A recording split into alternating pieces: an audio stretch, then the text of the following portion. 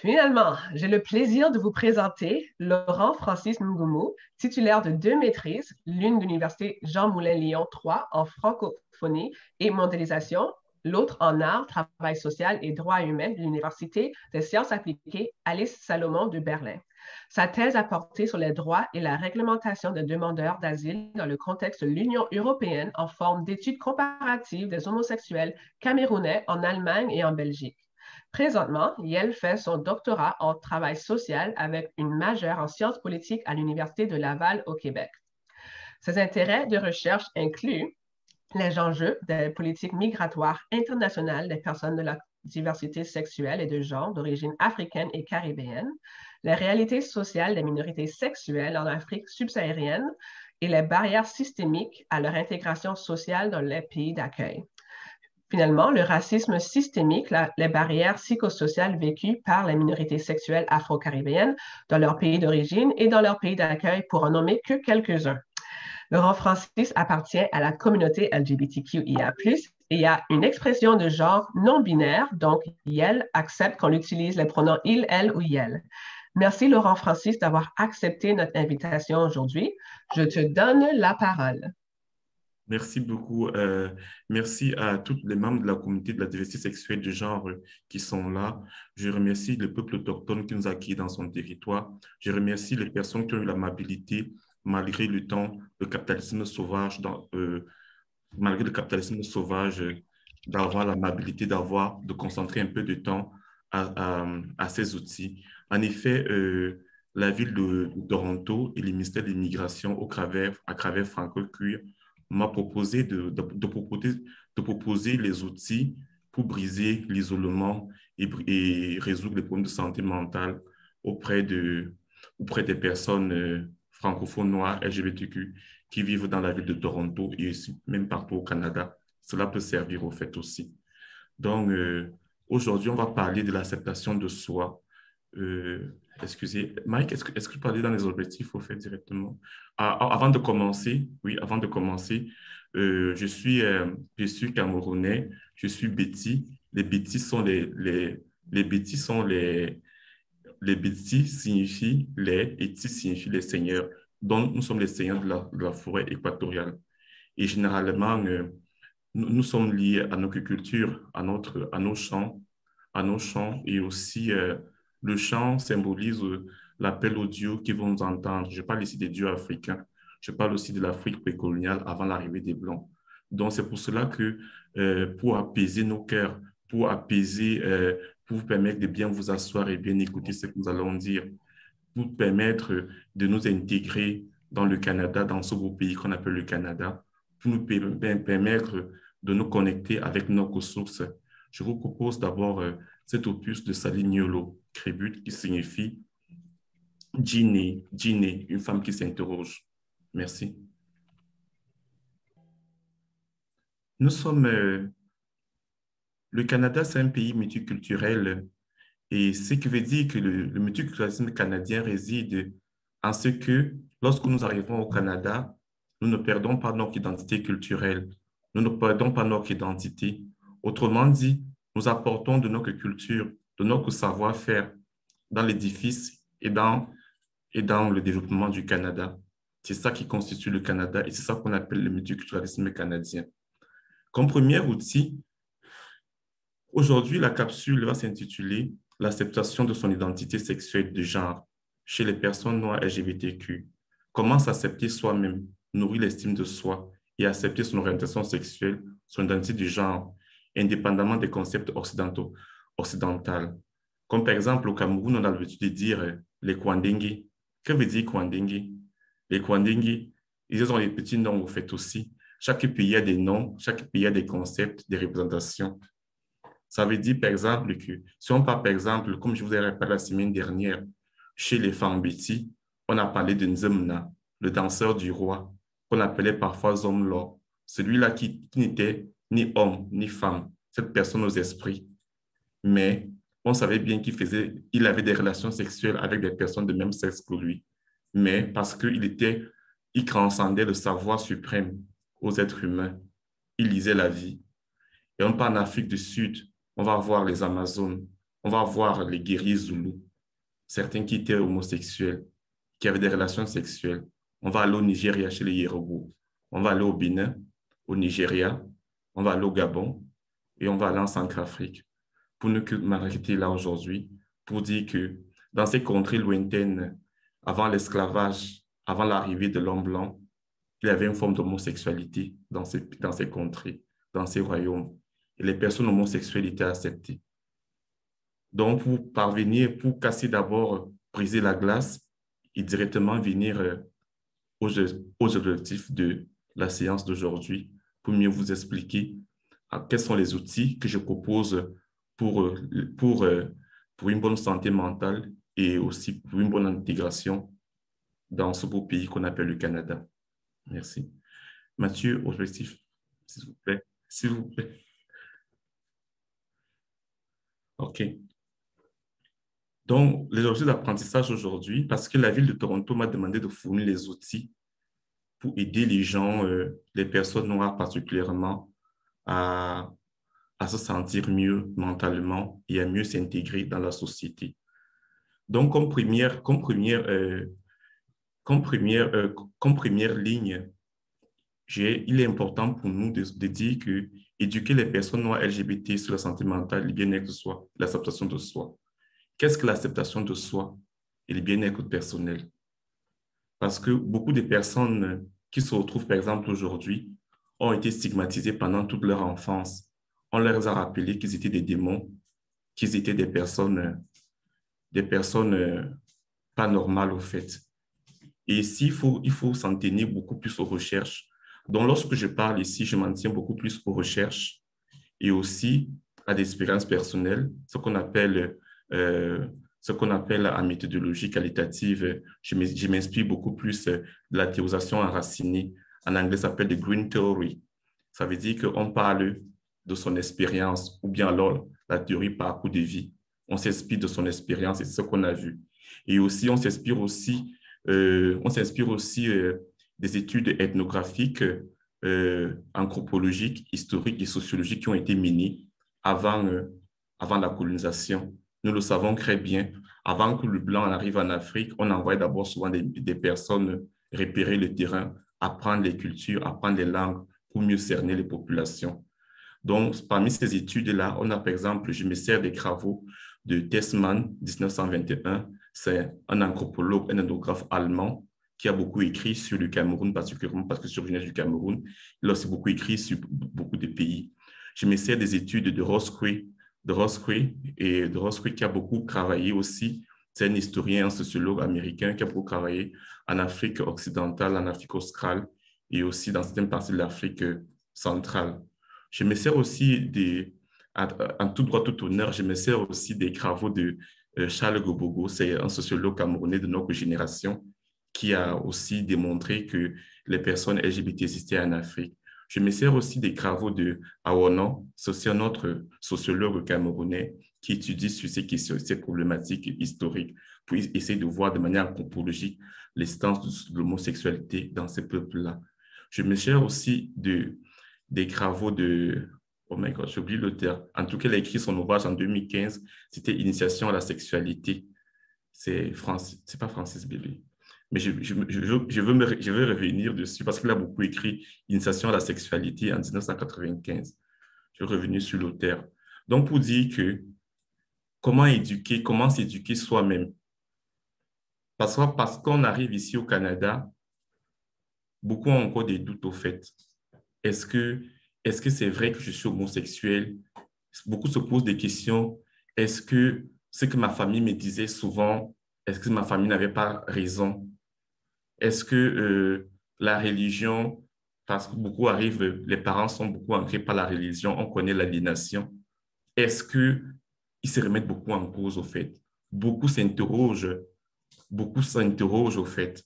Est-ce qu'ils sont des êtres humains acceptables au sein de nos sociétés?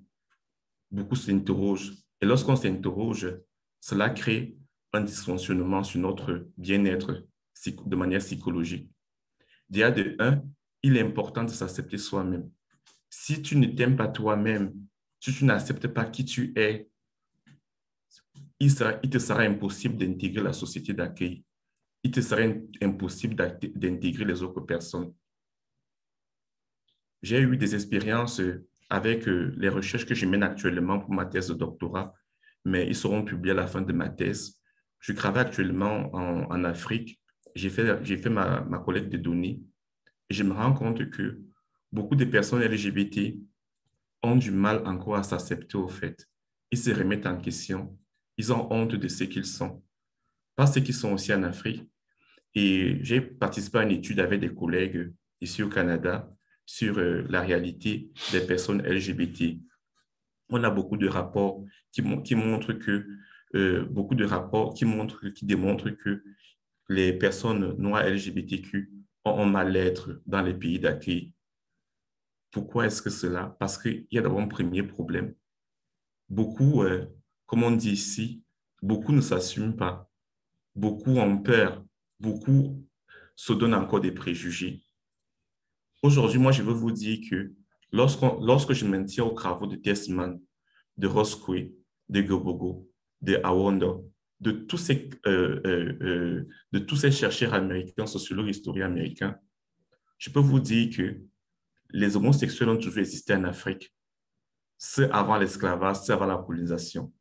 Donc, il est important de reconnaître qu'il faut enlever de notre mental l'esprit qui a voulu que on se dise que nous souffrons des maladies des Blancs importées. Nous ne souffrons pas des maladies des Blancs. Nous sommes des personnes intelligentes, fortes, et nous sommes des personnes vraiment entreprenantes. Donc, il faut arrêter de se sous-estimer. Il ne faut pas avoir honte de ce qu'on est. Il ne faut pas avoir honte de ce qu'on est. Parce que tant qu'on a honte de ce qu'on est, on ne peut pas s'ouvrir aux autres personnes. On ne peut pas faire découvrir notre potentiel. Beaucoup de personnes LGBT noires ont beaucoup de potentiel, ont beaucoup à donner à la société, mais du fait qu'ils ne s'acceptent pas eux-mêmes déjà d'abord, cela crée un frein. Cela crée un frein à prouver, à démontrer de leur potentiel. On peut comprendre que c'est difficile parce que, justement, au Canada, beaucoup de psychologues ne sont pas adaptés aux personnes noires LGBT. Il faut le dire en psychologie, en travail social. En psychologie, en travail social, généralement, on forme les psychologues et les travailleurs sociaux sur les stéréotypes, sur les personnes à base des personnes occidentaux-centrées. Cela veut dire que ces personnes-là, ces psychologues d'ici, n'ont pas assez d'expérience. Aux États-Unis, beaucoup d'études l'ont démontré que les psychologues blancs avaient du mal à comprendre les réalités des personnes noires. Donc, certaines écoles ont pu donner des bourses pour avoir des psychologues, des travailleurs sociaux noirs pour mieux interpréter la réalité sociale des personnes noires. Donc, je pense comme première qu'on propose à la ville de Toronto, il serait pertinent de donner des bourses, de fournir des bourses, de favoriser l'éducation, l'accès à l'éducation, aux formations telles que le travail social, la psychologie pour les personnes noires, des spécialistes en question. Parce que pourquoi est-ce que je le dis? Parce que ces spécialistes vont aider les personnes à s'ouvrir et à mieux traiter et à mieux s'accepter soi-même au fait. C'est vraiment important. Et aussi, l'acceptation de soi-même. Si vous avez des questions, par exemple, il est important de vous rapprocher des organismes communautaires spécialisés sur les personnes noires particulièrement, parce que ici, je ne veux pas évoquer il est important d'évoquer l'intersectionnalité qui existe ici, parce que beaucoup d'organismes disent on travaille pour la communauté LGBTQ, mais au fond, vous allez vous rendez compte qu'il y a toujours des biais qui existent. Ça veut dire que quoi? Il y a toujours des angles qui ne peuvent pas voir au fait. Donc, il est important de se spécialiser, d'amener les organismes à se spécialiser pour des personnes précises et aussi des personnes qui travaillent dans ces organismes-là doivent connaître réellement le parcours culturel, les identités de ces personnes pour une meilleure intégration et pour une meilleure acceptation de ces personnes-là. Ça, c'était le premier point. Deuxième point, enseigner aux participants comment se faire respecter. dans les différents espaces de vie et en ligne. Ah ben oui, beaucoup arrivent ici au Canada parce qu'ils ont fui, par exemple, la famille, ils ont fui l'oppression, ils ont fui le regard de l'autre, ils ont fui la persécution. Cela veut dire qu'on a des personnes qui sont dans le processus d'asile pour avoir le statut de réfugié ici au Canada. On a les personnes qui sont venues en tant qu'étudiants. On a des personnes qui sont venues en tant que travailleurs, en tant qu'entrepreneurs même ici au Canada, parce qu'ils ne voulaient pas s'établir dans un pays où ils étaient persécutés. Et lorsqu'on arrive ici, en tant que personne demandeur d'asile, même si on est encore dans le processus d'asile, même si on n'a pas encore obtenu son statut de réfugié ici au Canada, on a des droits. On a des droits. Il faut, il faut le connaître. On a des droits. Parce que beaucoup se disent que tant qu'ils sont dans le processus de demande d'asile, ils n'ont pas de droits. Non. Si on s'en tient à la Convention de Genève de 51 et son protocole 67, si on s'en tient à la Charte des Nations Unies sur les droits des personnes réfugiées, effectivement, pendant votre processus, en attendant la décision du juge, vous avez des droits. Donc, vous avez des droits. Les droits au travail, les droits à l'habitat, le droit à bien-être et le droit à des emplois décents. Beaucoup d'études ont été faites, beaucoup de rapports ont été menés. Par exemple, la Fondation Jasmine Roy en 2017 a présenté un rapport. Et aussi, le Conseil québécois LGBT en décembre 2017 a présenté un rapport sur le racisme systémique et a montré que les personnes non LGBT, tous confondus, étudiants, travailleurs, demandeurs d'asile, réfugiés, avaient des problèmes. Beaucoup avaient des problèmes parce qu'ils se sentaient marginalisés parce qu'ils ne connaissaient pas leurs droits. Le droit, par exemple, d'accès à un logement. Beaucoup, lorsqu'ils demandent des logements, du moment ils portent un nom noir ou bien alors il ne sait pas s'exprimer, il ne sait pas encore s'exprimer.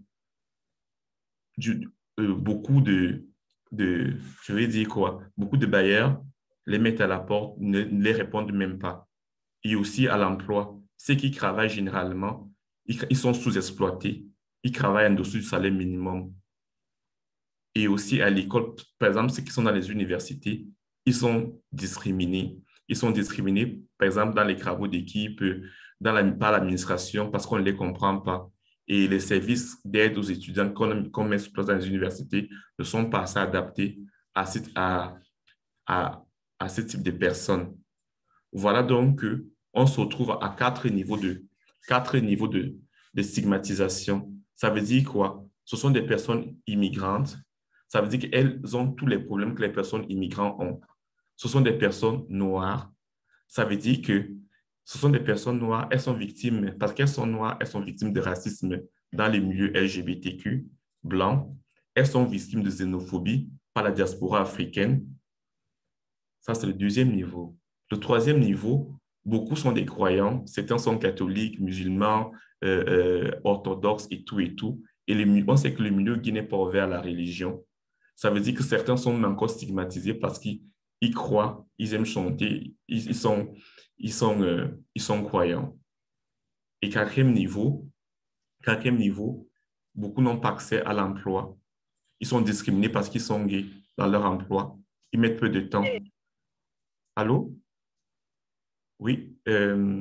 Et aussi parce que ils sont discriminés parce qu'ils sont gays, ils sont discriminés à l'emploi. On sait, beaucoup de rapports ici au Canada ont démontré que les personnes LGBT blanches étaient discriminées à l'emploi. Combien de fois les personnes gays blanches sont discriminées? Vous imaginez le nombre de personnes. Si une personne noire décide de dire qu'elle est une personne noire et en plus LGBT, vous imaginez. Et aussi l'accès aux soins de santé. L'accès aux soins de santé, par exemple, si une personne, comment prévenir le VIH-Sida, comment l'utilisation de la PrEP, comment si une personne veut faire l'opération, l'information, beaucoup n'ont pas accès à l'information. Pour résumer ces quatre niveaux, ça veut dire qu'ils sont victimes, les problèmes à l'immigration en tant qu'immigrants, les problèmes de racisme des deux côtés, les problèmes par rapport à leur religion, les problèmes d'accès aux soins de santé et à l'emploi.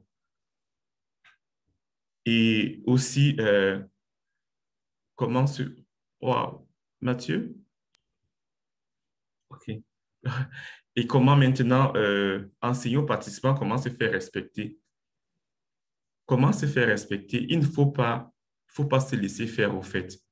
Si tu trouves que tu travailles quelque part, comme j'ai conseillé la semaine dernière, je disais comme outil, il est important que lorsque les personnes arrivent ici au Canada, qu'on donne par exemple, qu'on les réfère au père, qu'on ait des personnes pères. Ça veut dire par exemple que si je prends par exemple en Allemagne, lorsqu'on arrivait en Allemagne, on nous mettait dans les familles d'accueil allemandes. Ça veut dire que la personne t'aide à t'intégrer dans la société. Tu apprends la langue, tu apprends comment le pays fonctionne. Et généralement, ça fait penser, ici, on est dans le prisme africain, parce qu'en Afrique, vous savez, la famille, c'est toujours le noyau familial. Si vous avez des problèmes dehors, vous arrivez, vous allez parler avec vos parents, avec votre tonton, votre grand-père. Mais ici, en tant que personne LGBT coupée de ça, beaucoup de personnes LGBT sont coupées de leur famille. Comment donc faire? Parce que nous vivons en Amérique, c'est la jungle au fait. Ça veut dire si quelqu'un vient vers toi, peut-être que c'est pour te demander du sexe, c'est pour te demander quelque chose. Il n'y a jamais rien pour rien. Donc, je demande aux organismes de développer des outils, d'avoir des parrains.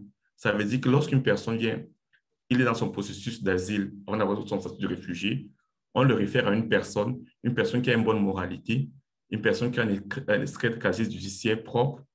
On lui dit que cette personne-ci, c'est une personne de référence pour toi. Ça veut dire que la personne pourra appeler cette personne à tout moment. Si elle a un problème, comment elle se sent, si elle n'arrive pas peut-être à faire ses trucs administratifs, si elle a besoin de personnes pour parler. Parce que le milieu gay est très hostile et très froid. Donc, il est important que les organismes développent ces outils-là ici. Si je propose ça comme outil, développer, mettre des pères, même des familles qui peuvent accueillir les réfugiés. En Allemagne, en 2014-2015, lors que la chancelière Angela Merkel a accueilli des réfugiés syriens, on a vu beaucoup de familles qui ont aidé, qui ont accueilli des Syriens chez eux. On a aussi vu ça avec certains réfugiés ici au Canada, certaines familles qui les ont accueillis à mieux s'intégrer. Et je vous dis que cette intégration a réussi. Moi-même, j'ai vécu dans une famille allemande lorsque je suis arrivé en Allemagne. Je n'ai pas eu de problème d'intégration. Je pense qu'il serait important de penser à cela auprès des organismes, au fait. Des personnes de référence. C'est vrai qu'il y a certains Africains, lorsqu'ils arrivent, ils obtiennent leur statut de réfugié. Ils se coupent des organismes communautaires. Et pourtant, on a besoin pour aider les autres qui vont arriver. Il est important de garder ces liens avec ceux qui obtiennent l'asile, avec ceux qui arrivent à trouver du travail, à s'épanouir dans la société d'accueil. Il est important d'avoir des personnes de référence, des personnes morales. Et aussi, je sais aussi confronter que il faut apprendre à vous respecter en ligne. Chez les gays, concrètement aux hétérosexuels, on a beaucoup de sites de rencontres. On a peut-être plus de 40, 50 sites de rencontres ici au Canada pour les personnes gays. Et généralement, c'est souvent choquant parce que qu'est-ce que les gens demandent souvent, parfois, pas tous. Les études ont démontré qu'ils demandent, excusez-moi l'expression, ils cherchent un homme péni, on cherche l'homme qui est tigre, on cherche l'homme qui est sauvage.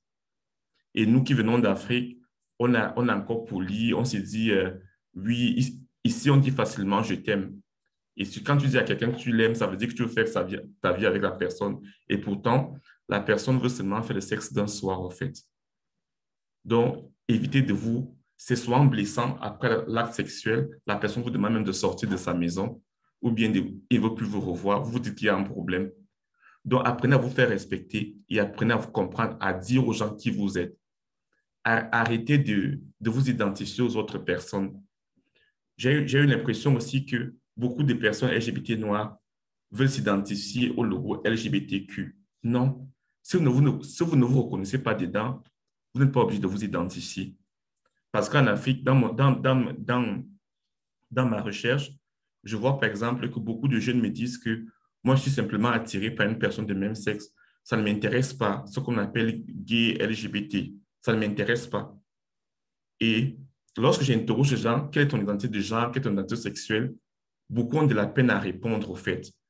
Donc, j'ai dit, il faut arrêter cette colonisation de la pensée. Ça, c'est en Occident qu'ils ont développé ça. Mais nous, l'homosexualité a existé depuis. Il faut que les gens vivent selon ce qu'ils pensent. Mais, et aussi que les organismes arrêtent de vouloir identifier que dans notre organisme, on a des personnes LG, on a des gays, on a des lesbiennes, on a des queer. Non, on peut aussi avoir autre. Pourtant, chez les autochtones, ça a existé longtemps. On ne connaissait pas les personnes bispirituelles. En Afrique, on a aussi des personnes d'esprit, au fait. Donc, les personnes ont été longtemps marginalisées parce qu'on voulait, on voulait tout caser dans LGBTQQ.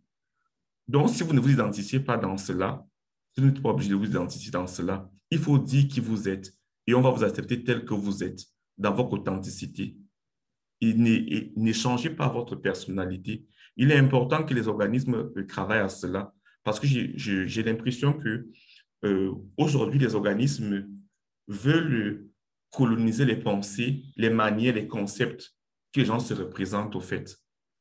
Et aussi, je comprends aussi, beaucoup posent la question de savoir est-ce qu'une personne trans est nécessairement celle qui fait une opération? Il y a des personnes trans qui ont des barbes, qui n'ont pas fait d'opération, qui n'ont pas fait d'opération. Et en Afrique, beaucoup se disent que ce sont des personnes trans sans avoir fait l'opération, mais il a gardé sa nature telle qu'il est. Donc, apprenez à vous accepter tel que vous êtes au fait aussi. Et beaucoup, dans les recherches qui ont été menées aux États-Unis et aussi au Canada, beaucoup ont montré que sur les relations entre les personnes noires et les personnes blanches en milieu LGBT, beaucoup, lorsqu'ils sont en relation avec les personnes blanches, se disent que ils sont leur culture n'a pas de valeur. Apprenez, apprenez à donner de la valeur à votre culture et à votre identité. Je sais que, par exemple, dans les relations, vous arrivez dans une relation, la personne n'arrive pas à manger les mets de chez toi, la personne n'arrive pas à, à aimer ce que tu aimes. Toujours, on va vous proposer, par exemple, je ne stigmatise pas les jeux, on va vous proposer, par exemple, le Monopoly, on va vous proposer, par exemple, des jeux, des dating, des jeux que tu ne connais pas, en fait. Les jeux que tu ne connais pas, alors que tu connais d'autres jeux.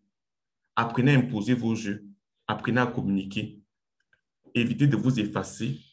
Parce que lorsqu'une personne qui s'efface culturellement, une personne qui s'efface culturellement et psychologiquement, c'est une personne perdue.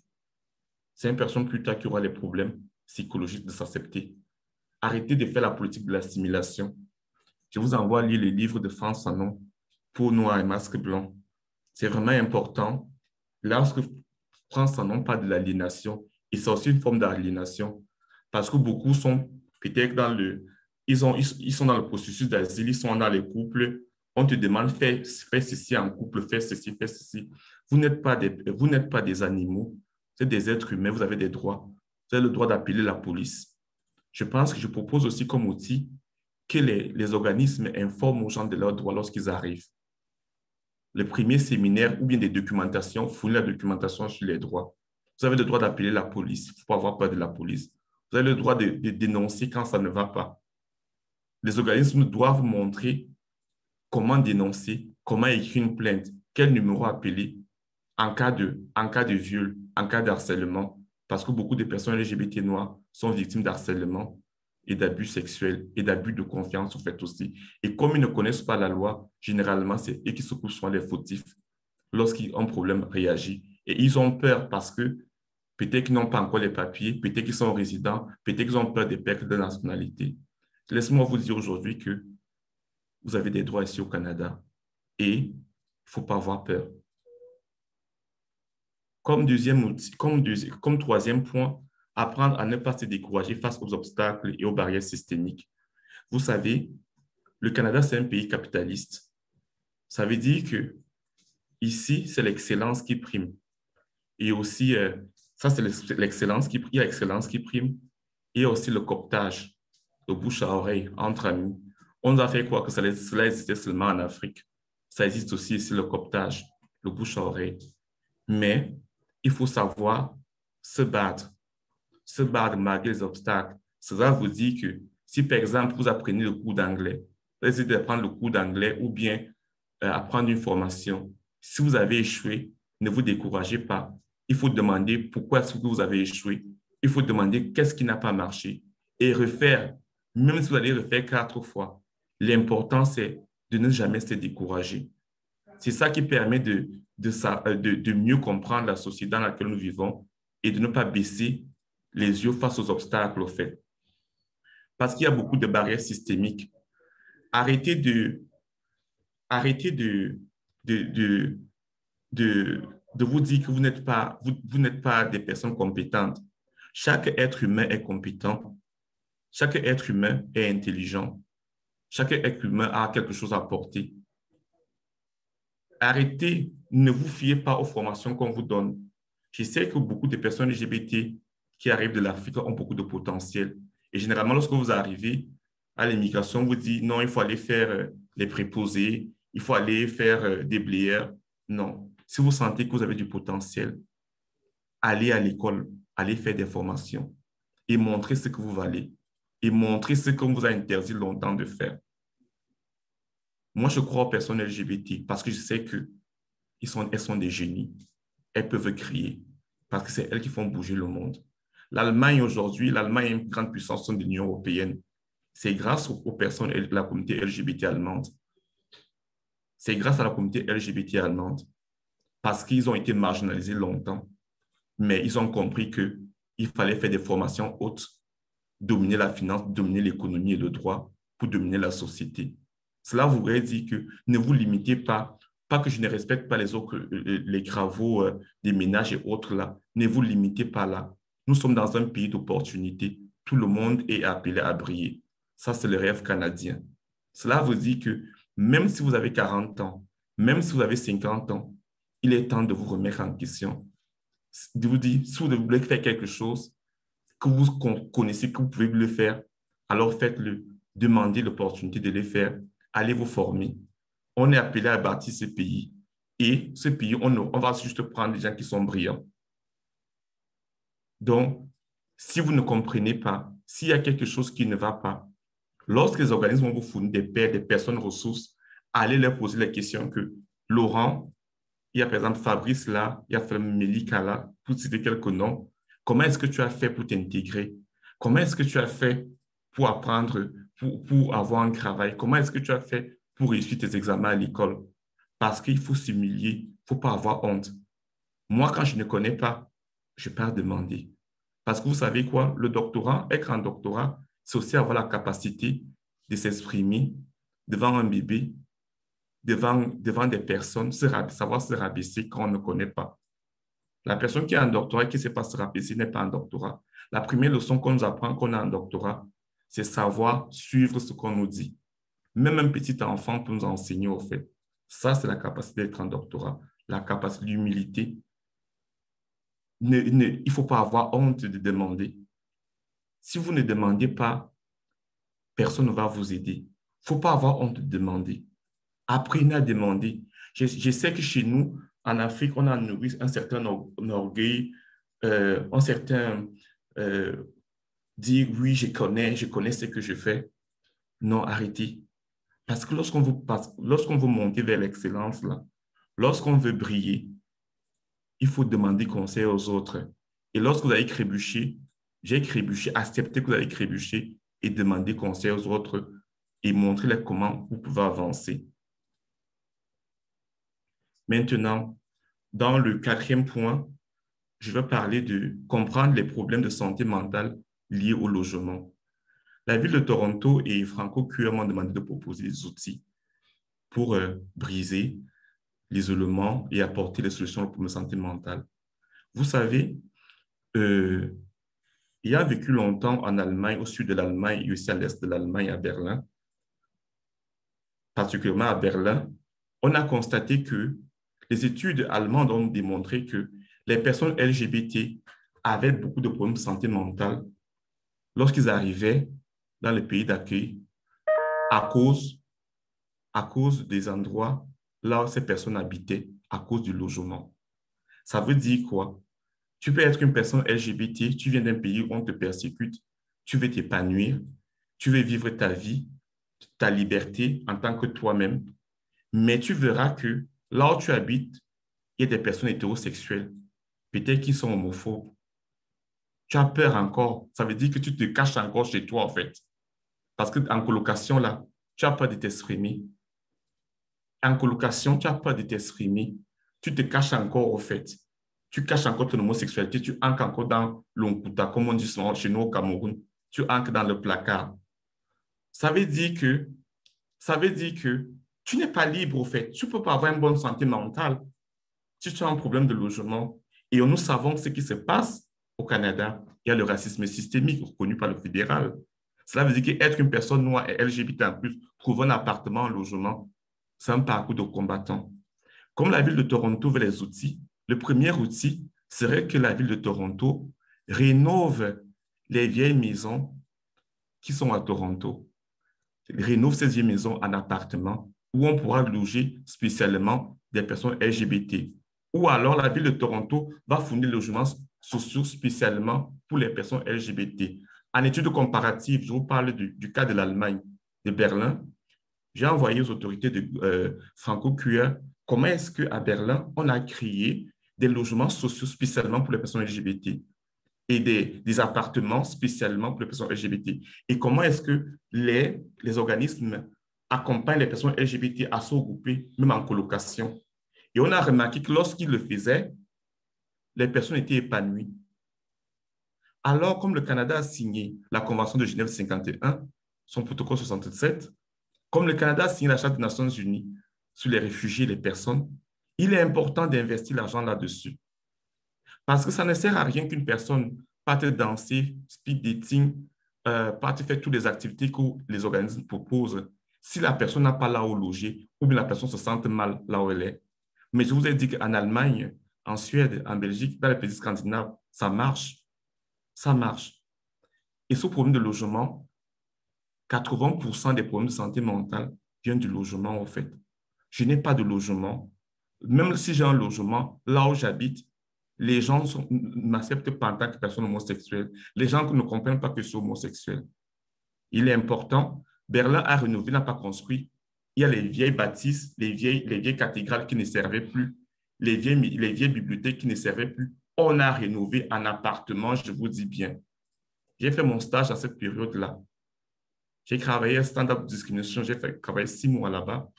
On a rénové les anciens appartements et, croyez-moi, on a vu après, lorsque les personnes LGBT ont rejoint ces appartements-là, ils étaient plus à l'aise dans ces appartements, ils étaient plus épanouis psychologiquement. C'est vraiment important que même la ville de Montréal devait penser à cela, même la ville de Toronto devait penser à cela. J'ai dit, si vous avez besoin de quelqu'un pour vous aider, je suis disponible. Il y a des personnes ressources au sein de la communauté africaine, même des d'autres communautés, parce que l'union fait la force, qui peuvent nous aider. Il y a les architectes, il y a les décorateurs d'intérieur, il y a des personnes qui peuvent aménager des appartements autrement. C'est de ça que être une communauté, c'est l'outil que je propose parce que 80% des problèmes, 70%, je pense bien, des problèmes de santé mentale sont dus au logement et avec qui on habite. Et maintenant, comme dernier point aujourd'hui, on va parler, comprendre les problèmes de santé mentale liés à la procédure judiciaire et administrative. Vous savez, il est inadmissible que les gens sont arrivés au Canada en 2018, 2019, ils n'ont pas encore leur statut de réfugié. Ils sont encore dans le processus d'asile. Le juge ne les a pas encore répondu. On aura beau proposer des activités, donner les bons de restaurant, donner tellement des bons, mais tant que la personne n'a pas encore la décision, tant que la personne n'a pas encore la décision du juge, est-ce que je vais rester dans ce pays? Qu'est-ce que le juge va décider de mon sort? La personne ne dort pas. Beaucoup, dans les études qui ont été menées, ont montré que beaucoup n'arrivent pas à dormir. Depuis 1 an, ils ne dorment pas. Ils ont 1 heure de sommeil, 3 heures de sommeil. Ils sont traumatisés par ces procédures, au fait. Qu'est-ce que l'Allemagne a fait? OK. Il va me manquer de temps. Merci, Alicia. Donc, qu'est-ce que l'Allemagne a fait? Les organismes canadiens ne sont pas encore adaptés. Le Canadien n'est pas avancé sur les écrits, mais sur le terrain, il y a un grand fossé. En Allemagne, chaque organisme qui s'engage à travailler pour les personnes LGBT, des réfugiés, a un travail avec un cabinet d'avocats. Et le cabinet d'avocats est relié au ministère de l'Immigration. Comme outil, je propose que chaque organisme LGBT devra avoir des cabinets d'avocats. Cela veut dire que comme les LGBT eux-mêmes, ces personnes eux-mêmes financent ces avocats-là, les subventions que le gouvernement les donne, une partie peut être donnée à ces avocats-là. Et on aura une cellule juridique. Ça veut dire que lorsque j'appelle, par exemple, Melika à Franco-Cueur, moi, c'est Laurent Francis, j'aimerais connaître la suite de mon dossier. Tu es capable d'appeler l'avocat et de connaître le dossier de la personne. Il ne s'agit pas de référer, dire que non, pas dans tel cabinet d'avocats. Non, les organismes ont intégré ces cabinets d'avocats-là dans leur organisme. Il y a un problème. Les organismes au Canada sont encore créés par retard, au fait. Sont créés par retard. Et comment se fait-il que 2 ans, 3 ans, la personne n'a pas de réponse sur les procédures? Il faut réduire le temps d'attente, le temps des procédures, au fait aussi. Et aussi, éviter les questions humiliantes. Il faut intégrer les personnes noires, demander au gouvernement, la ville de Toronto, le gouvernement du Canada, d'intégrer des personnes noires compétentes dans le jury, parce que si on se tient à la jurisprudence de l'Union européenne, la jurisprudence de 2013, je pense aussi la jurisprudence de la Cour européenne de justice de 2013, où il est dit, il ne faut pas poser des questions aux gens, mais pourquoi tu as d'abord eu d'enfants dans ton pays d'origine, des questions blessantes, des questions d'intimité sur la sexualité. Comment est-ce que quelqu'un qui a fui son pays peut prouver avec des photos, des trucs qu'il est homosexuel? Arrêtez de poser des questions humiliantes. Il faut intégrer des personnes non compétentes dans ce jury-là. Et aussi, on demande aux personnes de s'identifier comme LGBTQ. Les personnes ne connaissent pas ces expressions-là. Ça appartient aux Blancs. Arrêtez de coloniser les gens. Vous dites à la personne, pourquoi tu dis que tu es queer? Pourquoi tu dis que tu es gay? La personne ne connaît même pas ce que vous êtes en train de lui demander. Il sait simplement qu'il est attiré par les personnes de même sexe. Donc, ça veut dire que si la personne ne répond pas bien à ces questions-là, beaucoup ont même eu des femmes et des enfants avant d'arriver ici. Il est important, tout cela cause des problèmes psychologiques à ces personnes-là. Donc, c'est important que les organismes comme outils adhèrent des cabinets, des véritables experts et que le gouvernement subventionne une partie. Parce qu'il faut le rappeler, les personnes réfugiées qui travaillent à moindre coût, qui travaillent dans les hôpitaux, qui travaillent partout pendant la pandémie, là, c'est eux qui payent encore leurs avocats et ils sont payés au salaire, ils ne sont même pas payés au salaire minimum et ils payent encore des avocats. Alors que les organismes LGBT, on a fourni des millions et des millions pendant cette pandémie, mais à quoi sert cet argent si on ne prend pas des cabinets d'avocats, si on ne construit pas des logements aux gens et on parle de problèmes de santé mentale? Ça veut dire qu'on tourne en rond. Moi, je suis prêt à travailler avec l'organisme qui va intégrer cela dans son service et l'aider à l'intégrer. Voilà ce que j'avais comme objectif d'apprentissage, comme outil à proposer pour la séance d'aujourd'hui. Merci beaucoup. J'ai pris beaucoup de temps, mais merci beaucoup. Et je vais poser des questions. Merci, Melika. Merci beaucoup, Laurent Francis. Alors, pour ceux et celles qui ont encore du temps, s'il vous plaît, restez avec nous. Alors, c'est ça, j'aimerais vraiment remercier, un grand merci à Laurent Francis pour avoir approfondi la conversation sur la santé mentale de la communauté LGBTQIA+, noire, et pour le partage de vos recherches sur le sujet.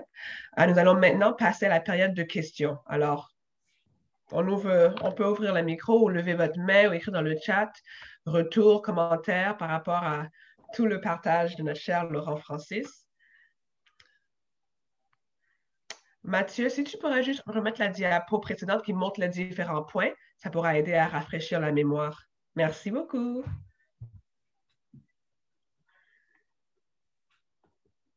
Alors, idée, votre processus,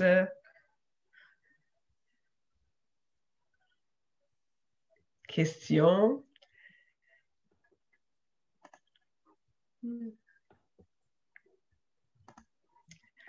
Bien, de mon côté, j'ai beaucoup aimé la recommandation pour la ville de Toronto. Je vois des outils nécessaires encore à développer.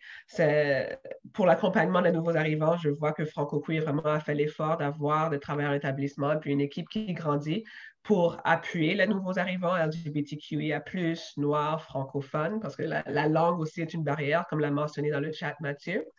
Malheureusement, on est en pandémie, alors tout se fait sur Zoom et virtuellement, mais on continue d'améliorer le progrès et je suis certaine qu'avec le programme d'engagement communautaire, le système de parrainage et d'accueil pour les nouveaux arrivants vont se lancer bientôt, au moins auprès de Franco-Queer.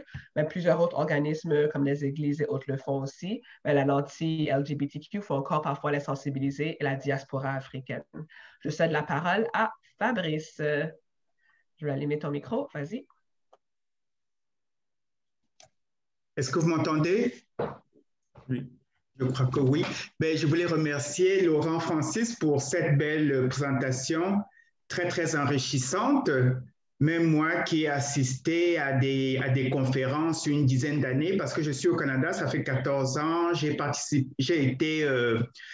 fait beaucoup de communautés, beaucoup d'organismes communautaires, donc je connaissais déjà pas mal de principes, mais cette présentation est très, très intéressante et importante, surtout pour ceux qui arrivent nouvellement au Cameroun, au Cameroun, non pas du Cameroun, au Canada.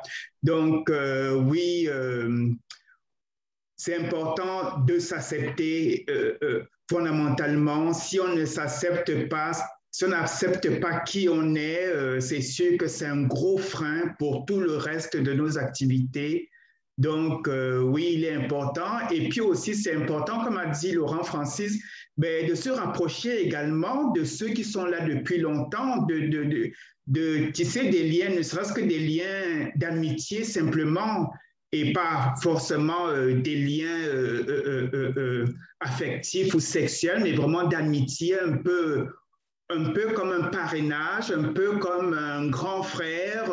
Moi, j'ai 53 ans, j'ai assez d'expérience au niveau professionnel, au niveau la vie, les organismes ici, je sais comment ça fonctionne. Donc, c'est sûr que si quelqu'un qui a 20 ans, 25 ans, qui arrive, il ne connaît pas trop les rouages, il ne sait pas trop, c'est sûr que je peux l'aider en tant qu'aîné qui aide un petit frère. Donc, j'aimerais que cette présentation de Laurent Francis soit présentée dans autant d'organismes, que ça se peut pour que les gens soient au courant. C'est sûr que c'est difficile de rejoindre les Noirs LGBT parce que ils sont pas toujours présents dans les associations. On l'a vu, nous, quand on était dans Arc-en-Ciel d'Afrique. Donc, Arc-en-Ciel d'Afrique a été l'organisme regroupant les gays afrodescendants à Montréal et a été très, très actif. Hein. Mike a été aussi membre d'Arc-en-Ciel d'Afrique, a été à la direction. Donc, c'était un gros organisme, mais bien sûr, on avait beaucoup de mal à sensibiliser nos propres frères noirs. Mais bon, en tout cas, c'est très, très enrichissant. Il faut trouver vraiment un moyen d'aller toucher les gays où ils sont pour leur partager ces outils-là. C'est vraiment de très, très bons outils.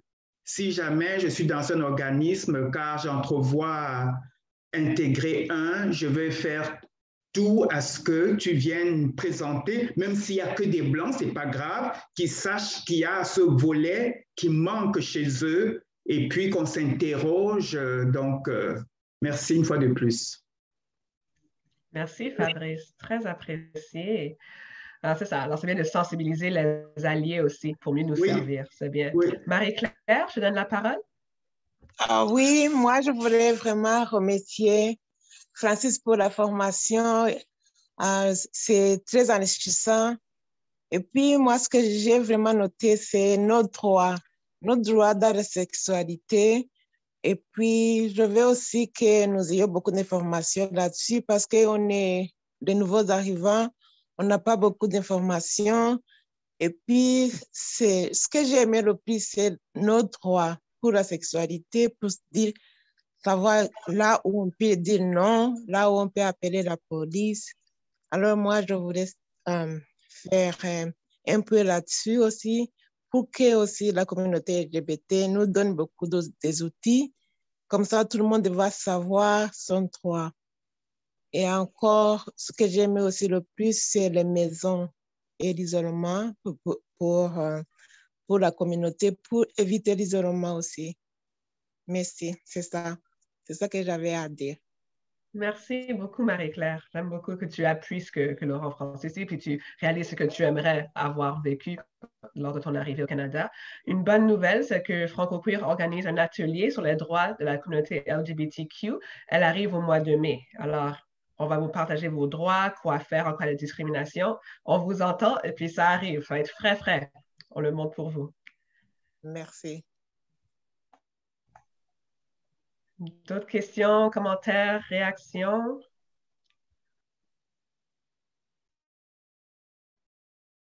Je crois qu'il faut sensibiliser davantage. Vous avez de très, très beaux outils, mais vous semblez peu connus. J'aimerais qu'on vous connaisse davantage. Vraiment, vous avez vraiment des outils inestimables. Il faudrait vraiment trouver la façon d'aller toucher ces communautés. Vraiment, moi, en tout cas, aux prochaines activités, je vais partager au maximum dans mon réseau. Il faut aller chercher nos frères, hein. Il faut aller les chercher pour qu'ils soient au courant de ça. Il y a ce travail aussi qu'il faut faire, aller les recruter carrément. Oui, non, c'est vrai. La visibilité, surtout que les services en français sont peu, mais au Québec, j'imagine que c'est un peu plus exclusif. J'imagine toujours que le Québec fait le méca de tous les services en français, diversifiés, mais ce n'est pas toujours le cas. Non, du tout. Il n'y en a plus. Il n'y a plus d'Arc-en-Ciel d'Afrique. Il n'y a que Massimadi, qui est un organisme, enfin, qui est ponctuel pour le cinéma, mais il n'y a plus d'organisme LGBT noir. C'est fini, là. Depuis peut-être 3-4 ans, Mike, c'est ça? Donc, il n'y a plus rien, là, quand même. Ouais. Ah, alors, venez chez Franco-Queer virtuellement. Tant qu'on est virtuel, on peut vous appuyer, mais en réalité, c'est plus l'Ontario, mais on réalise que le monde circule et puis virtuellement, on peut se connecter de partout. Absolument. Alors, on pourra, c'est ça, on verra le financement du futur, voir comment on peut appuyer votre communauté aussi. Merci. Laurentine, as-tu un commentaire? Je te donne la parole. Bonsoir, j'aimerais commencer par remercier Laurent Francis. C'est vrai que tous ont dit ça, mais c'est vrai que c'est lui qui nous réunit ici aujourd'hui. Est-ce que vous m'entendez? Allô? Allô? Oui. Ça coupe parfois, mais on t'entend, oui. Ah, OK. Donc, je disais que moi, le petit ajout que je peux faire par rapport à la présentation de Laurent Francis, qui était vraiment haut en couleur et puis d'une pertinence remarquable, c'est au niveau de l'insertion. Parce que je me dis, quand on est nouvel arrivant, même quand ça fait longtemps qu'on est là, si on veut que notre voix porte, il est important pour nous d'atteindre un certain niveau. Et ce certain niveau-là, parce que si je fais un travail que j'aime, obligatoirement, je vais exceller dans ce travail-là.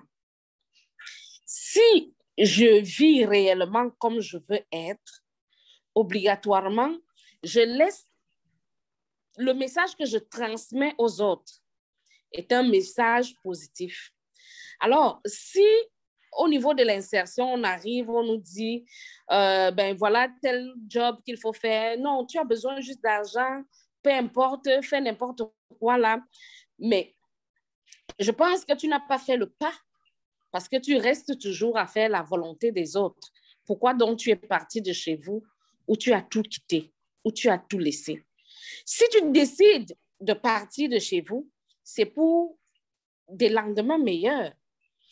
Autant mieux commencer au bas de l'échelle parce que je veux apprendre, mais me rendre où je veux être en me disant, oui, le sacrifice que j'ai fait de tout quitter valait la peine.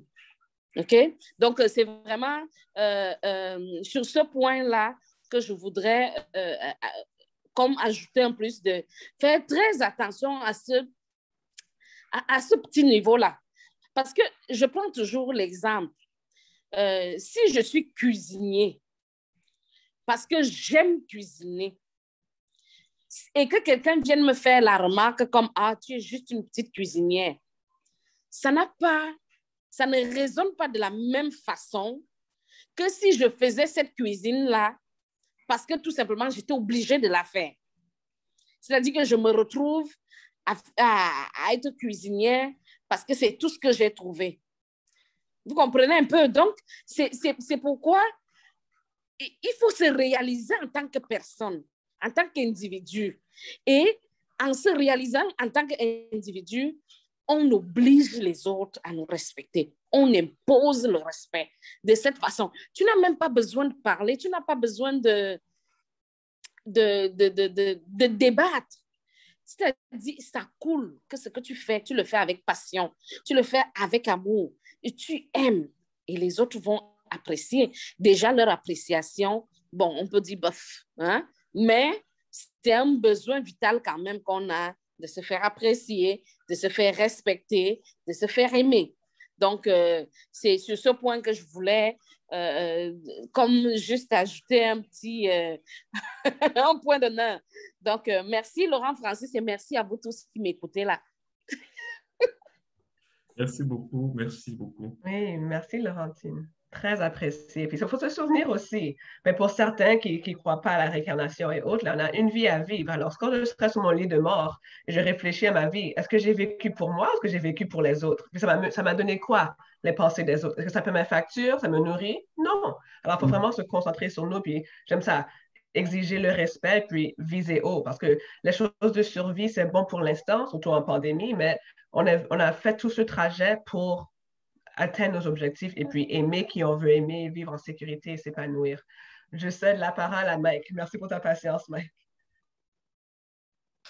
Donc, merci beaucoup. Donc, un peu comme tout le monde, je remercie Laurent Francis de cette belle présentation.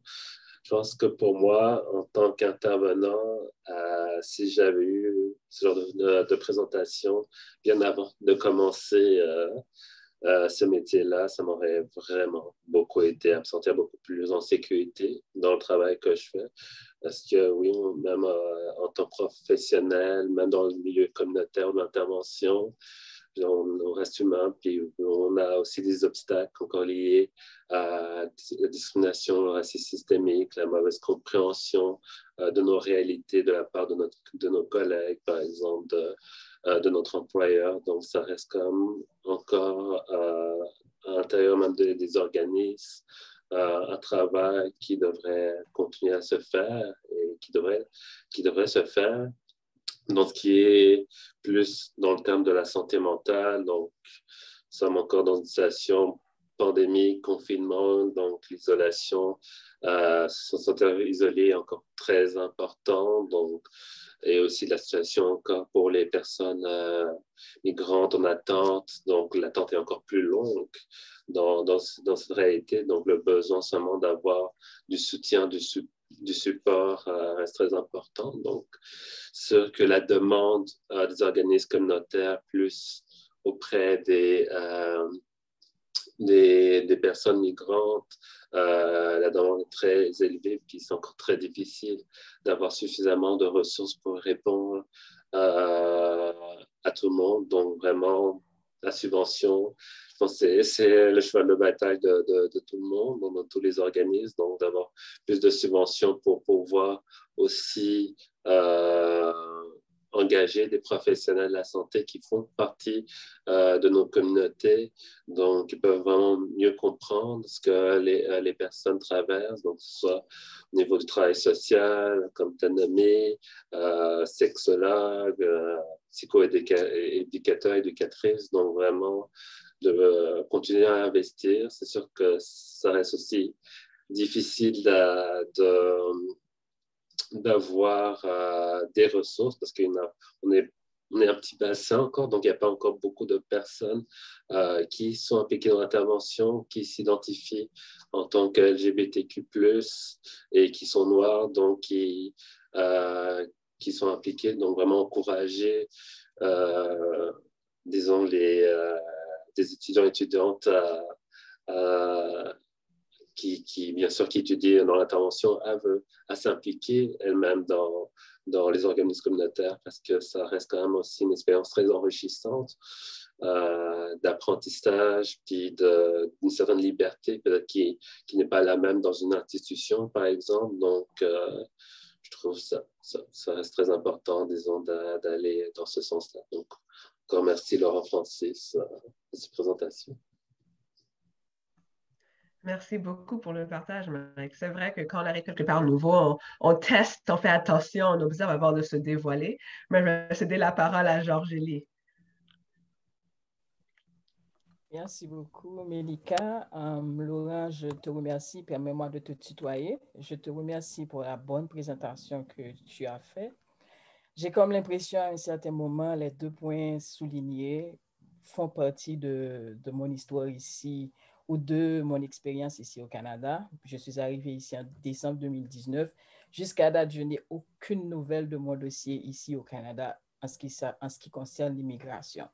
Donc, je pense que c'est un point assez sensible et essentiel que toutes les organisations ici qui travaillent avec les personnes dans la communauté LGBT devraient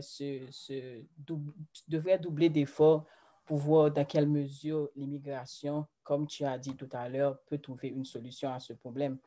Et j'aurais aimé savoir aussi, ou du moins j'aurais aimé proposer, est-ce que les organisations ne pouvaient pas aussi demander à l'immigration, par exemple, qu'il y ait des personnes issues de la communauté LGBT. Quand je suis arrivée ici au Canada, j'ai fait ma déclaration ou ma demande d'asile. Je me suis identifiée comme une personne de la communauté LGBT. Est-ce qu'il ne pouvait pas y avoir quelqu'un que l'immigration pourrait te mettre en contact ou pourrait te mettre en contact avec une organisation qui travaille avec les personnes LGBT? Tu te sentiras beaucoup plus à l'aise. Pour moi, je suis restée enfermée dans comme on le dit, au closet pendant 3 mois. Puisque arrivé ici, j'étais logée dans un shelter. C'était pas dans une communauté LGBT. Donc, j'ai passé 3 mois à essayer de me comporter comme un hétéro puisque j'avais peur d'être jugée. Donc, tu vois, j'ai fui la situation de mon pays. Arrivé ici au Canada, c'était pratiquement la continuité puisque je ne pouvais pas m'exprimer. Et j'étais un petit peu perdue puisque je me suis dit, je me suis trompée. Puisqu'on a dit Canada, c'est multiculturalisme, c'est la liberté. Mais arrivé ici, j'ai comme l'impression que avec la tête qu'on me regarde, c'est comme si d'où elle ou il vient. Donc, je me demande, est-ce que les organisations qui travaillent avec les personnes LGBT ne pourraient pas avoir une entente avec l'immigration une fois que la personne s'identifie dans cette communauté, qu'on ne pouvait pas orienter la personne vers la communauté, vers les organismes. Et ce sera beaucoup plus facile pour toi d'expliquer ton histoire. Et même pour les avocats aussi, comme tu as dit. Parce que quand la personne ne fait pas partie de ta communauté, certaines fois, tu te sens gêné d'expliquer ta situation. Bon, pour moi, je parle de ma situation. Et probablement, ce serait aussi le cas de quelques-uns. Puisque si l'avocat ou la personne en question ne fait pas partie de la communauté, je t'assure que tu te sentiras gêné quelque part. Tu auras peur d'être jugé. Tu ne sais pas si la personne te comprendra. Donc, je pense que les 2 points, surtout ce qui concerne la question de logement et l'immigration pour les questions administratives, je pense que c'était les 2 points. Tout ce que tu as dit, c'est essentiel. Ce sont des points essentiels que tu as touchés. Mais je pense que ces 2 points, franchement, les organisations comme Franco Queer et OCACI et d'autres organisations qui travaillent avec les personnes issues de la communauté LGBT, je pense que vous devez redoubler d'efforts et pour qu'on ait pratiquement un état d'esprit assez normal. Après 2 années qu'on est resté en attente, c'est vraiment difficile, mais je t'assure, étant donné qu'on est des personnes de la communauté LGBT, nous sommes très fortes, donc on va essayer de tenir ferme. Merci. Merci beaucoup, Georges-Élie. Bravo pour ton courage et contente que tu sois un peu plus à l'aise maintenant, mais ça a pris du temps. Et je comprends. Et c'est une autre raison que les immigrants souvent vont vers les grandes villes comme Montréal ou Toronto parce qu'il y a une plus grande communauté des villages gays. Alors, en banlieue, c'est moins facile de s'exposer, mais ça devrait vraiment être partout. Merci beaucoup pour cela.